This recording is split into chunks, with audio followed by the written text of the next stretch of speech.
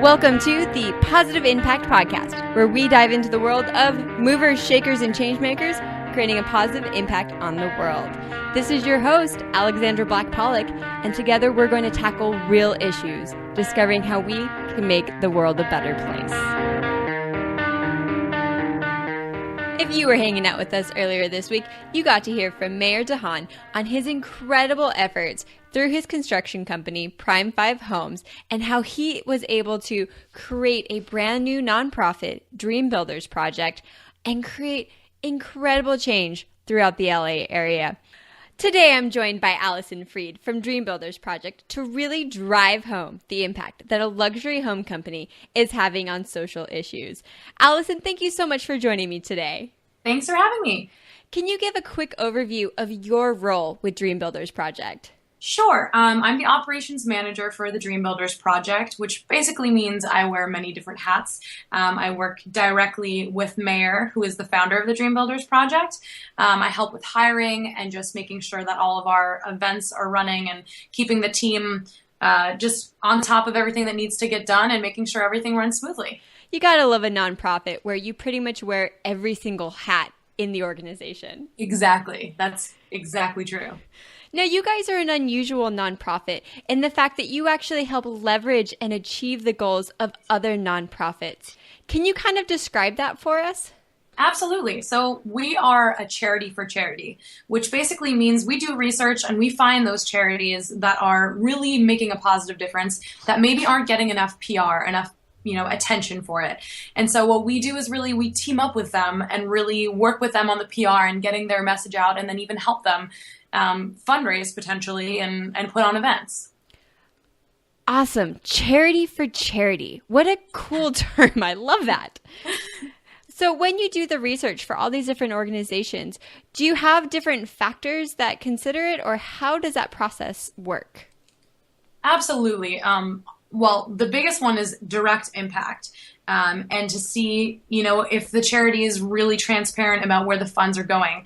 A lot of charities, when you're donating, you don't actually know where that money goes. Sometimes it's going to marketing, sometimes it's going to advertising, and something that's completely different from what you think it's actually going for. For example, some huge hospital with a wonderful name and you're donating, and little do you know, it's literally going to like a print ad or something that has nothing to do with helping kids. So we wanted to find those charities and those organizations that every cent is going towards the actual making the positive difference. So for example, we've teamed up with the Audrey Hepburn Care Center, which is within Children's Hospital Los Angeles.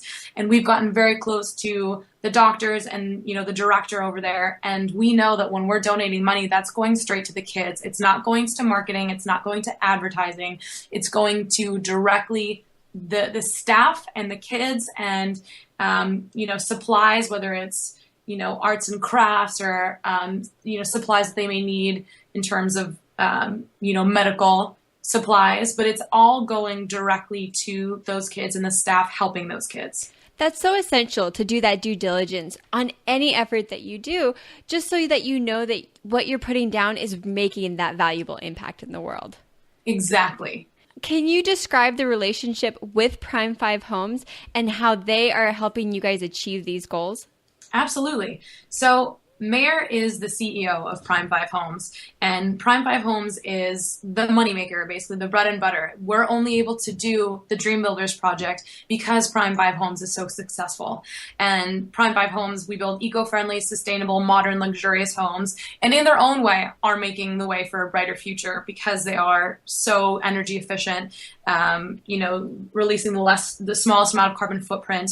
And really kind of setting a standard for eco-friendly homes and eco-friendly building, and caring about the planet and, what we're doing. So that said, these homes are absolutely stunning, and, we're able to funnel a big chunk of money that we've made through those houses and funnel them to the Dream Builders Project and make a positive difference, like I said, with other charities. And even now we've started doing our own things, which we can go into a little bit later. I'm excited to touch on those. And just going back to the Prime 5 Homes, it's so creative that that you guys are leveraging this construction company that is doing good in its own right to really drive home those social issues and impact those. Exactly. With Dream Builders, you guys have touched on a lot of different campaigns or worked with different organizations. Can you describe a couple of them for us? Absolutely. So like I told you, our biggest event of the year is with the Audrey Hepburn Care Center, which is a center within Children's Hospital Los Angeles, but not funded through Children's Hospital Los Angeles. And I feel like that's important to mention. And it's the center that deals with kids that have been victims of abuse. So it's super critical, and we're so proud to work with them and to help support them. We also are doing an Ending Human Trafficking campaign, which is kind of working on right now. We do a lot of work with homeless. So we do care packages for the homeless and feeding the homeless. So that's another cause that we, are very much involved with.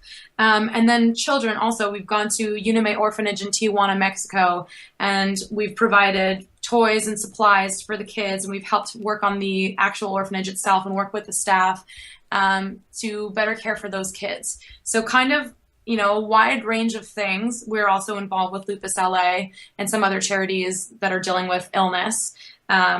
It's like you said, what's special about us is that we are not limited to just one cause. We're always taking on new causes, and we just want to diversify and really make an impact. The broad range of topics that you guys cover is just empowering. I mean, the ones that you just listed off, you guys had homelessness, you had illness, you had human trafficking. Yes. The diversity there is mind-blowing. Thank you. I think what's so great about that is we're constantly evolving and finding new things. And if something, if one of our staff members or, somebody is personally affected and we feel like there's a doorway or something that we can do to make a difference, we're able to do that. And I feel like that's such a great part of our charity. Let's dive in a little bit, because the human trafficking campaign that you guys are running is really exciting, and you guys are spearheading that. Can you tell us what's going on there?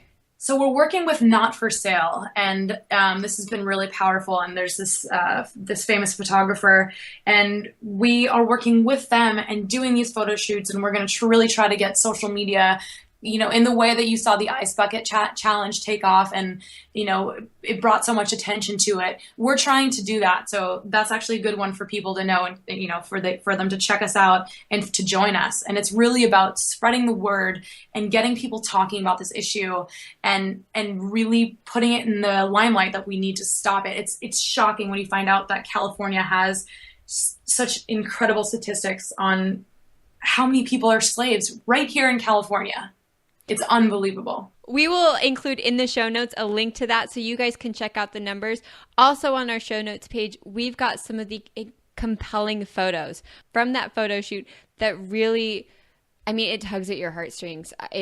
They were compelling. You guys did a great job. Thank you so much. And we actually just released a video with some behind the scenes from that as well, which is pretty cool to check out. Well, I'll make sure to include a link with that as well. And you guys are launching this campaign in January, right? Correct. And if people want to get involved and help spread this, like the Ice Bucket Challenge, what can they do? Follow us on Facebook, on Instagram, on Twitter. Check out our website. We have a mailing letter. So it's DBPLA. Wonderful. Well, that is only one of the incredible things that you guys are doing. So I would love to touch quickly on the orphanage that you guys did some work with. What were you guys doing there? So this is actually the second time that we went back, and we're going to be going again a third time this year. These kids come from families with parents that have AIDS and HIV. So some of them have passed away, and some of them are ill and are not able to take care of their kids. So it's just so intense. And these kids are babies all the way up to 16-year-olds. And the staff is so incredible and loving. And there's not a lot of money there. There's extreme poverty. And, the orphanage often needs actual physical work done to it, as well as donations, which we give, as well as supplies, and even just to go and spend some time with the kids. We got to go this last time, we got to go to a museum, and it was an incredible experience. We got to play with the kids at the museum and then go back to the actual orphanage and play some more and give them some gifts and supplies and spend pretty much a whole day with those kids. Wow. The memories of going to the museum and all the work there, I can only imagine the impact that that has on individuals' lives. Yeah, it's something that we took our staff and we took some volunteers. It's something you take with you forever. It's easy to kind of know how blessed we are. It's a different thing to spend a whole day with these kids and care for them and look into their eyes and realize how challenging their lives are and how important it is to let them know that people care about them, that they're not alone, even if we're not there every day, that we take them, we take their memories, we think about them, and we take those memories with us in our lives. And I think there's something to be said about the fact that we keep going back there because we want those kids to know they're not forgotten, they're thought about, they're important, they matter. What a powerful testimony for the work that you guys are doing.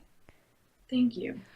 You described all these moments that you carry with you, and I'm sure you have countless, but can you really dive in and describe one of those moments that's going to hang with you forever with us? Absolutely.